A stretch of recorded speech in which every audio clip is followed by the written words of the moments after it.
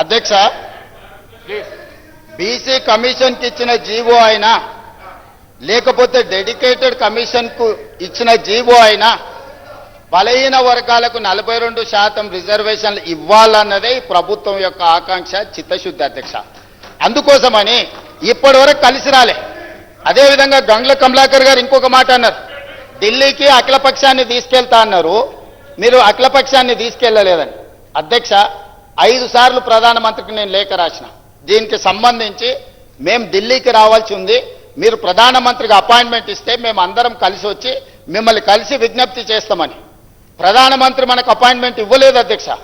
ప్రధానమంత్రి అపాయింట్మెంట్ ఇవ్వకపోతే పార్లమెంటు జరిగేటప్పుడు ప్రధానమంత్రిని కేంద్ర ప్రభుత్వం మీద ఒత్తిడి తీసుకురావడానికి జంతర్ మంతర్లో మేము దీక్ష పెడితే, జంతర్ మంతర్లో ధర్నా చేస్తే దాదాపుగా 100 మంది పార్లమెంట్ సభ్యులు ఇతర రాష్ట్రాలకు సంబంధించిన వాళ్ళు వచ్చి తెలంగాణ బీసీ రిజర్వేషన్ 42కు మద్దతు పలికినరు. కానీ రాజ్యసభలో ఉన్న బీఆర్ఎస్ ఎంపీలు మాత్రం అటువైపు కూడా కనుదిప్పి చూడలే అధ్యక్ష. బలహీన వర్గాల తరఫున మాట్లాడుతున్న గంగ్ల కమలాకర్ కూడా ఆ వైపు రాలేదు అధ్యక్ష.